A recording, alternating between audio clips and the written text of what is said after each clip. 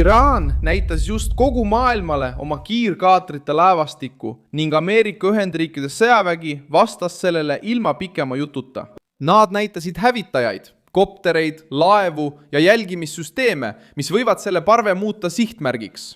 Enne kui ta jõudis Ameerika laevadele lähedalegi, sellel esmaspäeval 11. mail 2026, pinged kasvavad, sest satelliidipildid ja seirearuanded näitavad üle 130 Islami revolutsiooni kaardiväega seotud paati koordineeritud formatsioonides Hormuzi väina piirkonnas. Samal ajal teeb Washington selgeks, et Teheran võib küll proovida hirmutada arvukusega, kuid nüüd on ta ka avalikustanud, kus tema oht asub. See liikumine ei olnud tavaline paraad. Alused ilmusid suurte rühmadena Iraani mereväe kasutatavate rannikualade lähedale.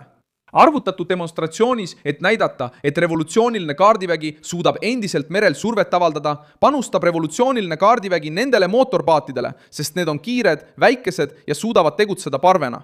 Idee on lihtne. Liikuda edasi suure hulga paatidega, segada radareid, hajutada laevade tähelepanu ja proovida leida võimalus rünnata suuremaid aluseid. Seda tüüpi taktika teeb muret igale mereväele, sest see ei sõltu ainult jõust, vaid ka kiirusest, üllatusest, külgsuunalisest lähenemisest ja koordineeritud rünnakutest. Roissi hiljutised reportaažid on juba näidanud, et Iraani kiirpaadid võivad kanda raskeid kuulipildujaid, rakette ja mõnel juhul ka juhitavaid rakette laevade vastu, mis muudab need väikesed alused tõeliseks ohuks kaubandus- ja sõjalaevadele. Ameerika Ühendriikide vastus tuli valdkonnas, kus kõige rohkem loeb. Jälgimine, lennundus ja merevõim. Heaks näiteks, mis seda punkti hästi illustreerib, on A10 Thunderbolt 2 kasutuselevõtt Carnevali missioonis Iraani kiirkaatrite vastu Hormuzi väinas 2026 aasta märtsis. Ameerika Ühendriikide ühendstaabi ülem kindral Dan Kane kinnitas pressikonverentsil, et A10 lennukid osalesid võitluses ja tegutsesid Iraani kiirkaatrite vastu piirkonnas, mille ülesandeks oli jahtida ja hävitada ründepaate, mis ohustasid mereliiklust ja sõjalaevu. See detail on oluline, sest A10 loodi algselt soomusmasinate vastu lähitoetuse lennukina, kuid tema 30 mm kahur, madal rünnakukiirus ja võime kauem piirkonnas püsida muutsid ta kasulikuks väikeste, kiirete ja avatud sihtmärkide vastu vee peal. See ei ole relv poliitilisteks kõnedeks, vaid platvorm, mis on loodud nähtava sihtmärgi pihta tule avamiseks. Ja just sellepärast võib Iraani kiirkaatrite avalikustamine Teherani enda vastu pöörduda. Kui sadu aluseid koguneb kokku, kaotavad nad üllatusmomendi ja muutuvad tuvastatavaks massiks. Sama loogikat nähti juba 1991 aastal Pärsia lahes, kui Iraagi merevägi üritas lahesõja ajal Iraani põgeneda ja see purustati Bubia lahingus.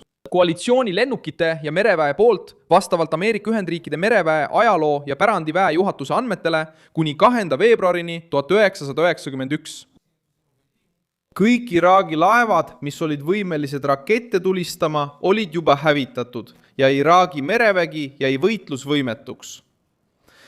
Erinevus seisneb nüüd selles, et Ameerika Ühendriigid panevad A10 otse väikeste laevade küttimise ülesandele Hormuzi väinas. Just nimelt sellise ohu vastu, mida revolutsiooniline kaardivägi püüab Iraani trumbina esile tuua.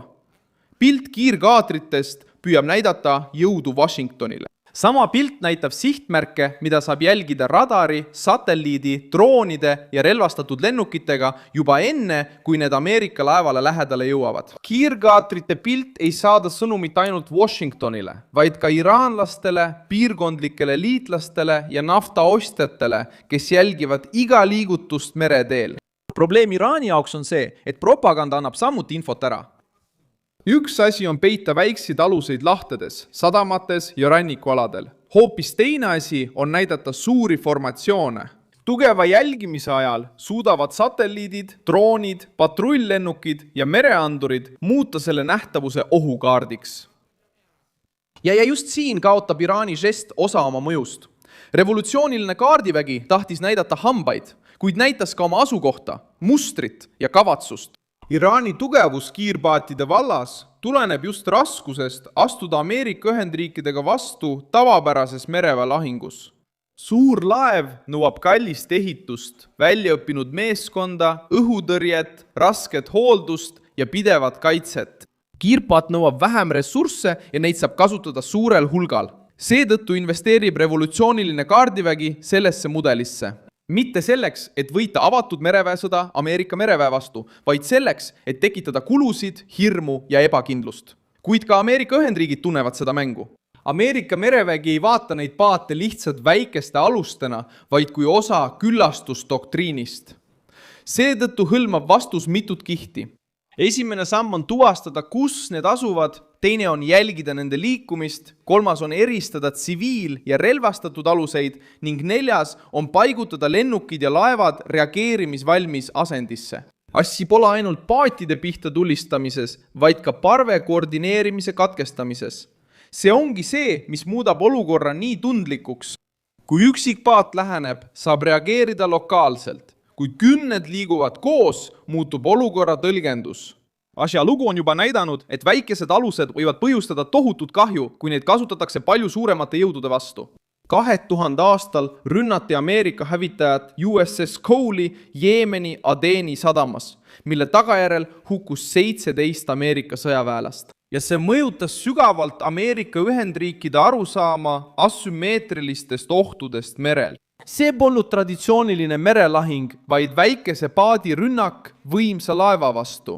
Ja see mõju näitas, et suurus ei kõrvalda haavatavust, kui on lähedus, üllatus ja turvaauk. Sellest ajast alates hakkas Ameerika doktriin pöörama palju rohkem tähelepanu väikelaevadest lähtuvatele ohtudele, eriti kitsastes piirkondades, sadamates, kaubateedes ja aladel, kus tsiviil- ja sõjalaevad segunevad.